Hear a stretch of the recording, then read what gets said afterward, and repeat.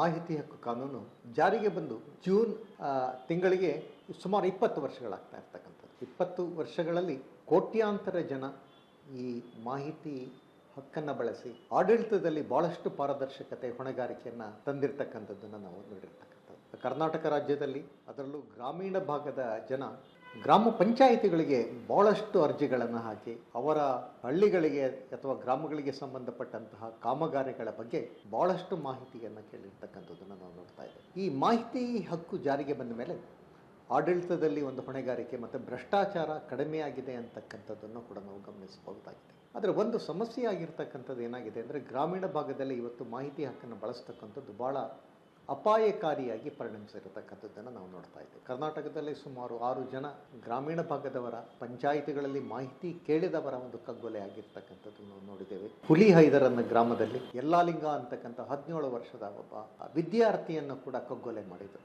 ದುರಂತ ಅಂತಂದರೆ ಆ ಕಗ್ಗೊಲೆಯಲ್ಲಿ ಗ್ರಾಮ ಪಂಚಾಯಿತಿಯ ಸದಸ್ಯರು ಮತ್ತು ಉಪಾಧ್ಯಕ್ಷರಲ್ಲದಲೇ ಅಲ್ಲಿಯ MLA ಏನಿದ್ರು ಅವರ ಒಬ್ಬ ಸೋದರ ಕೂಡ ಇವತ್ತು ಅಪರಾಧಿಯಾಗಿ ಇವತ್ತು ನಿಂತಿರ್ತಕ್ಕಂಥದ್ದು, ಅದು ಇನ್ನೂ ವಿಚಾರಣೆ ಹಂತದಲ್ಲಿ ಇರ್ತಕ್ಕಂಥದ್ದು. ಹೀಗೆ ಗ್ರಾಮೀಣ ಭಾಗದಲ್ಲಿ ಅದರಲ್ಲಿ ಪಂಚಾಯಿತಿಗಳಲ್ಲಿ ಮಾಹಿತಿ ಕೇಳ್ತಕ್ಕಂಥದ್ದು ಭಾಳ ಅಪಾಯಕಾರಿಯಾದಂಥ ಒಂದು ಸನ್ನಿವೇಶ ಇವತ್ತು ಬಂದಿರತಕ್ಕಂಥದ್ದು. ಈ ಯಾವ ರೀತಿಯ ಮಾಹಿತಿಯನ್ನು ಗ್ರಾಮೀಣ ಭಾಗದಲ್ಲಿ ಕೇಳ್ತಾ ಇದ್ದಾರೆ ಅಂತ ನಾವು ನೋಡಿದಾಗ ಈ ಕಾಮಗಾರಿಗೆ ಸಂಬಂಧಪಟ್ಟಂತಹ ಭಾಳಷ್ಟು ಮಾಹಿತಿಗಳನ್ನು ಇವತ್ತು ಗ್ರಾಮ ಪಂಚಾಯಿತಿಗಳಿಂದ ಕೇಳ್ತಾ ಇರ್ತಕ್ಕಂಥದ್ದನ್ನು ನಾವು ನೋಡ್ತಾ ಇದ್ದೇವೆ. ಈ ಕಾನೂನಿನ ಒಂದು ಸೆಕ್ಷನ್ 4 ಏನು ಸಿಯೋಮೋಟೋ ಡಿಕ್ಲರೇಷನ್ ಅಂತ ಹೇಳ್ತೀವಿ, ಸೆಕ್ಷನ್ 4(4)(1)(b) 11ರ ಅಂಶದ ಪ್ರಕಾರ ಈ ಗ್ರಾಮ ಪಂಚಾಯಿತಿ ಇರ್ಬೋದು ಅಥವಾ ಯಾವುದೇ ಪ್ರಾಧಿಕಾರಗಳಿರ್ಬೋದು ತಾವು ನಿರ್ವಹಿಸ್ತಕ್ಕಂತಹ ಕಾಮಗಾರಿಗಳ ಎಲ್ಲ ಮಾಹಿತಿಗಳನ್ನು ಕೂಡ ವೆಬ್ಸೈಟ್ ಅಂದರೆ ಅಂತರ್ಜಾಲದಲ್ಲಿ ಹಾಕಬೇಕು ಅಂತಕ್ಕಂಥದ್ದು ಕಡ್ಡಾಯ ಮಾಡಿರ್ತಕ್ಕಂಥದ್ದು. ಮತ್ತು ಅಂತರ್ಜಾಲದಲ್ಲಿ ಹಾಕುವುದೇ ಅಲ್ಲ,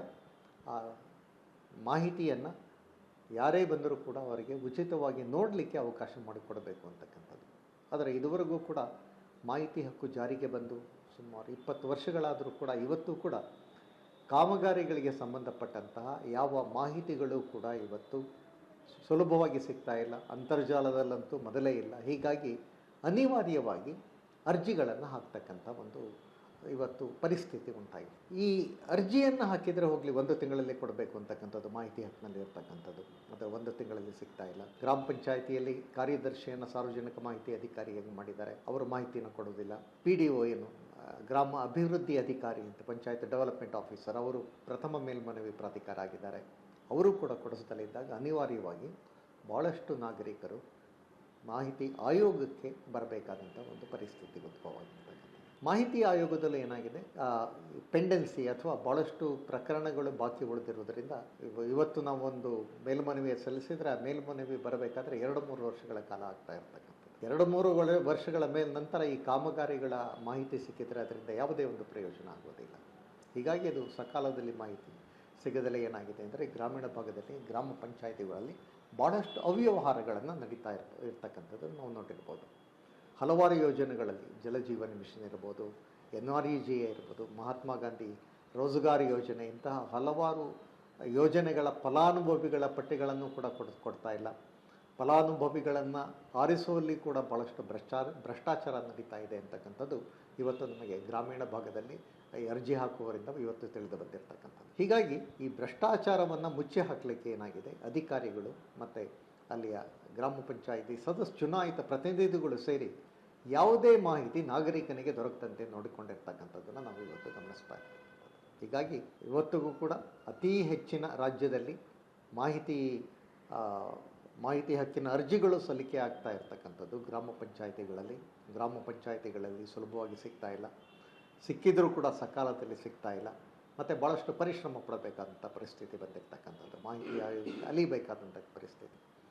ಗ್ರಾಮೀಣ ಭಾಗದ ಜನ ಬೆಂಗಳೂರಿಗೆ ಬಂದು ಅಥವಾ ಇವಾಗೇನಾಗಿದೆ ಗುಲ್ಬರ್ಗ ಮತ್ತು ಬೆಳಗಾಂ ಪೀಠಗಳು ಕೂಡ ಆಗಿದೆ, ಅಲ್ಲಿಗೆ ಹೋಗಿ ಭಾಳಷ್ಟು ಸ್ವಂತ ಹಣವನ್ನು ಖರ್ಚು ಮಾಡಿ ಮಾಹಿತಿಗೋಸ್ಕರ ಪುಸ್ತಕವನ್ನು ನಾವು ನೋಡ್ತಾ ಇದ್ದೀವಿ.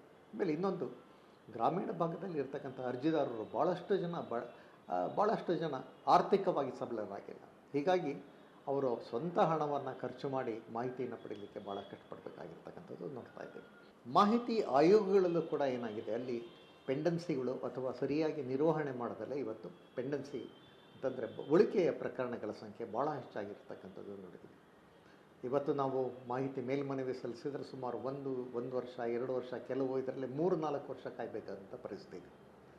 ಬೆಳಗಾಮ ಪೀಠದಲ್ಲಿ ಮಾಹಿತಿ ಆಯುಕ್ತರ ನೇಮಕವೇ ಆಗದಲ್ಲೇ ಸುಮಾರು 4 ವರ್ಷಗಳಿಂದ ಅಲ್ಲಿಯ ಭಾಗದ ಜನಗಳಿಗೆ ಯಾವುದೇ ಮಾಹಿತಿಯನ್ನು ದೊರಕ್ತಾ ಇಲ್ಲ. ಬೆಳಗಾವಿಗೆ ಸೇರಿರ್ತಕ್ಕಂಥ ಸುಮಾರು 7 ಜಿಲ್ಲೆಗಳಲ್ಲಿ ಇರ್ತಕ್ಕಂಥ ಅರ್ಜಿದಾರರಿಗೆ ಕಳೆದ 4 ವರ್ಷಗಳಿಂದ ಅವರ ಯಾವುದೇ ಪ್ರಕರಣಗಳು ವಿಚಾರಣೆಯಾಗದಲೇ ಯಾವುದೇ ಮಾಹಿತಿ ದೊರಕದಲೇ ಇರ್ತಕ್ಕಂಥದ್ದು ಅಲ್ಲಿ ಭ್ರಷ್ಟಾಚಾರ ಹೆಚ್ಚಳಕ್ಕೆ ಭಾಳಷ್ಟು ಕಾರಣ ಆಗಿರ್ತಕ್ಕಂಥದ್ದು ನೋಡಿದ್ದೀವಿ.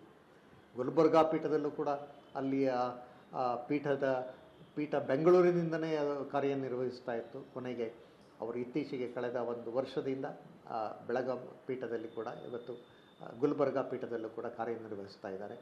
ಹೀಗಾಗಿ ಅಂದರೆ ಈ ಮಾಹಿತಿ ತೆಗೆದುಕೊಳ್ಳಲಿಕ್ಕೆ ಕೂಡ ಭಾಳಷ್ಟು ಇದು ಅನಾನುಕೂಲಗಳು ಆಗಿರ್ತಕ್ಕಂಥದ್ದನ್ನು ನಾವು ನೋಡಿರ್ತಕ್ಕಂಥ ನಮ್ಮ ಒಂದು ಭಾಳಷ್ಟು ಆಗ್ರಹ ಅಷ್ಟು ಈ ಪಂಚಾಯಿತಿಗಳಿಗೆ ಸಂಬಂಧಪಟ್ಟಂತಹ ಎಲ್ಲ ಮಾಹಿತಿಗಳನ್ನು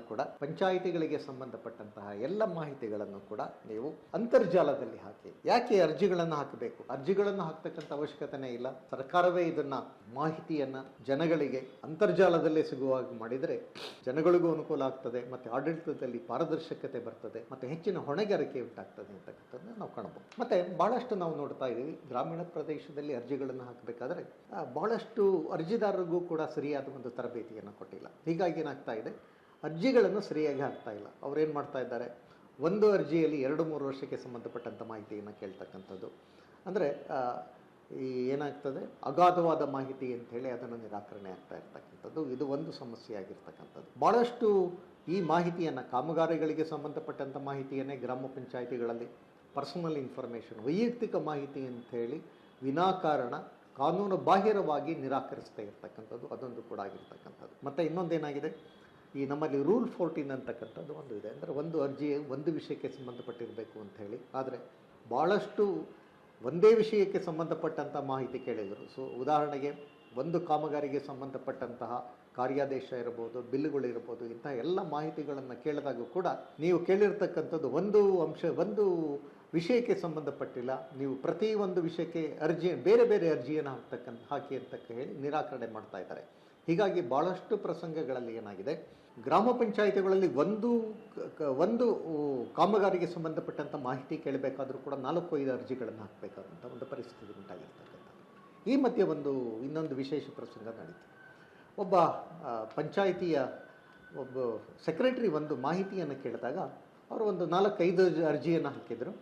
ಆ ಅರ್ಜಿಯನ್ನು ಹಾಕಿದಾಗ ಒಂದು ಮಾಹಿತಿಯನ್ನು ನಿರಾಕರಿಸಿದರು. ಅವರು ಕಾರಣ ಕೊಟ್ಟಿದ್ದು, ಸರ್ವೋಚ್ಚ ನ್ಯಾಯಾಲಯದ ಆದೇಶದಂತೆ ಒಬ್ಬ ವ್ಯಕ್ತಿ ಒಂದು ಕಚೇರಿಗೆ 3ಕ್ಕಿಂತ ಹೆಚ್ಚು ಅರ್ಜಿಯನ್ನು ಹಾಕುವಂತಿಲ್ಲ, ಹೀಗಾಗಿ ನಿಮ್ಮ ಅರ್ಜಿಗಳನ್ನು ತಿರಸ್ಕರಿಸಿದ್ದೀವಿ ಅಂಥೇಳಿ ಹೀಗಾಗಿ ಮಾಹಿತಿಯನ್ನು ತಿರಸ್ಕರಿಸಿದರು. ಆದರೆ ವಾಸ್ತವವಾಗಿ ಸುಪ್ರೀಂ ಕೋರ್ಟ್ನ ಆ ರೀತಿ ಯಾವುದೇ ಆದೇಶಗಳು ಕೂಡ ಇರಲಿಲ್ಲ. ಇಂತಹ ಈ ರೀತಿಯಾಗಿ ನಿರಾಕರಣೆ ಮಾಡಿದಾಗ ಮೊದಲನೇ ಮೇಲ್ಮನವಿ ಪ್ರಾಧಿಕಾರಕ್ಕೆ ಹೋದರೂ ಕೂಡ ಅವರು ಅದನ್ನೇ ಮತ್ತೆ ಪುನರುಚ್ಚರಿಸಿದರು.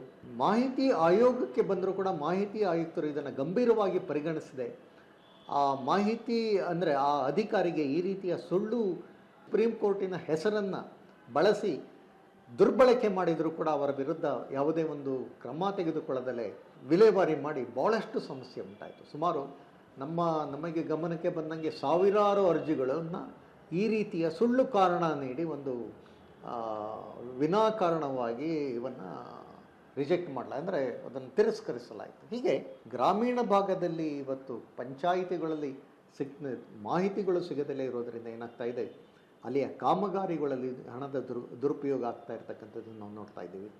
ಮತ್ತು ಫಲಾನುಭವಿಗಳಿಗೆ ಸರಿಯಾದ ಯಾರಿಗೆ ಸಿಗಬೇಕು ಅವರಿಗೆ ಸವಲತ್ತುಗಳು ಸಿಗದಲ್ಲೇ ಅನರ್ಹರಿಗೆ ಇವತ್ತು ಹಲವಾರು ಸವಲತ್ತುಗಳನ್ನು ಸಿಗ್ತಾ ಇರ್ತವೆ ನೋಡ್ತಾ ಇದ್ದೀವಿ.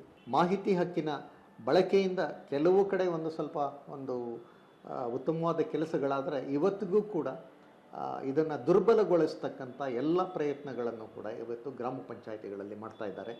ಹೀಗಾಗಿ ಮಾಹಿತಿ ಹಕ್ಕಿನಲ್ಲಿ ಗ್ರಾಮ ಪಂಚಾಯಿತಿಗಳಲ್ಲಿ ಇರತಕ್ಕಂಥ ಎಲ್ಲ ಮಾಹಿತಿಗಳು ಕೂಡ ಅವರ ಒಂದು ಅಂತರ್ಜಾಲ ಇದೆ, ಪಂಚತಂತ್ರ ಅಂತಕ್ಕಂಥ ಒಂದು ಆ್ಯಪ್ ಇದೆ ಇರ್ತಕ್ಕಂಥದ್ದು ಅವರ ಇದರಲ್ಲಿ ಪೋರ್ಟಲ್ನಲ್ಲಿ ಹಾಕುವುದರಿಂದ ಏನಾಗ್ತದೆ, ಜನಗಳು ವಿನಾಕಾರಣ ಅರ್ಜಿಯನ್ನು ಹಾಕ್ತಕ್ಕಂಥದ್ದು ನಿಲ್ತದೆ. ಜನಗಳ ಹಣ ಹೇಗೆ ವಿನಿಯೋಗ ಆಗಿದೆ ಅನ್ನೋದನ್ನು ತಿಳಿತಕ್ಕಂಥ ಜನಗಳಿಗೆ ಗೊತ್ತಾಗ್ತದೆ. ಈ ಮಾಹಿತಿ ಹಕ್ಕಿನ ಇನ್ನೊಂದು ಇರ್ತಕ್ಕಂಥದ್ದು, ಆಡಳಿತದಲ್ಲಿ ಜನರು ಭಾಗವಹಿಸಬೇಕು ಅಂತಕ್ಕಂಥದ್ದು. ಆದರೆ ಆಡಳಿತದಲ್ಲಿ ಭಾಗವಹಿಸಲಿಕ್ಕೋಸ್ಕರ ಹೆಚ್ಚಿನ ಅರ್ಜಿಗಳನ್ನು ಹಾಕಿದಾಗ ಇದು ಕಾಯ್ದೆಯ ದುರುಪಯೋಗ ಅಂತ ಹೇಳಿ ಇವತ್ತು ಇವತ್ತು ಕೂಗನ್ನು ಎಬ್ಸಿರ್ತಕ್ಕಂಥದ್ದನ್ನು ನಾವು ನೋಡ್ತಾ ಇದ್ದೇವೆ. ಹೀಗೆ ಸರ್ಕಾರದಿಂದ ಅಧಿಕಾರಿಗಳಿಂದ ಇವತ್ತು ಮಾಹಿತಿ ಹಕ್ಕನ್ನು ದುರ್ಬಲಗೊಳಿಸ್ತಕ್ಕಂತಹ ಎಲ್ಲ ಪ್ರಯತ್ನಗಳು ಇವತ್ತು ಗ್ರಾಮ ಪಂಚಾಯಿತಿಗಳಲ್ಲಿ ನಡೀತಾ ಇದೆ. ಹೀಗಾಗಿ ಕರ್ನಾಟಕ ರಾಜ್ಯದಲ್ಲಿ ಸುಮಾರು 6500 ಗ್ರಾಮ ಪಂಚಾಯಿತಿಗಳಿದೆ. ಜಿಲ್ಲಾ ಪಂಚಾಯಿತಿಗಳಿರ್ಬೋದು ಅಥವಾ ತಾಲೂಕು ಪಂಚಾಯಿತಿಗಳಲ್ಲೂ ಕೂಡ ಯಾವುದೇ ಅರ್ಜಿಗಳನ್ನು ಹಾಕದಲ್ಲೇ ಸಕಾರಣದಲ್ಲಿ ಇವತ್ತು ಮಾಹಿತಿ ದೊರಕದೆ, ಮಾಹಿತಿ ಆಯೋಗದಲ್ಲಿ ಕೂಡ ಸುಮಾರು ಇರತಕ್ಕಂಥ ಪ್ರಕರಣಗಳಲ್ಲಿ 25% ಪ್ರಕರಣಗಳು ಇವತ್ತು ಗ್ರಾಮ ಪಂಚಾಯಿತಿಗಳಿಗೆ ಸಂಬಂಧಪಟ್ಟ ಪ್ರಕರಣಗಳಾಗಿದೆ. ಹೀಗಾಗಿ ಗ್ರಾಮೀಣಾಭಿವೃದ್ಧಿ ಇಲಾಖೆ ಮತ್ತು ಮಾಹಿತಿ ಆಯೋಗ ಇದರ ಬಗ್ಗೆ ಭಾಳಷ್ಟು ಗಮನ ಕೊಡಬೇಕು. ಮಾಹಿತಿಗಳನ್ನು ಅಂತರ್ಜಾಲದಲ್ಲೇ ಸಿಗುವ ಹಾಗೆ ಮಾಡುವ ಮೂಲಕ ಈ ಮಾಹಿತಿ ಹಕ್ಕು ಸಫಲವಾಗಬೇಕು ಅನ್ನುವ ದೃಷ್ಟಿಯಲ್ಲಿ ಸರ್ಕಾರ ಕೂಡ ಕಾರ್ಯೋನ್ಮುಖವಾಗಬೇಕು ಅಂತ ಹೇಳಿ ನನ್ನ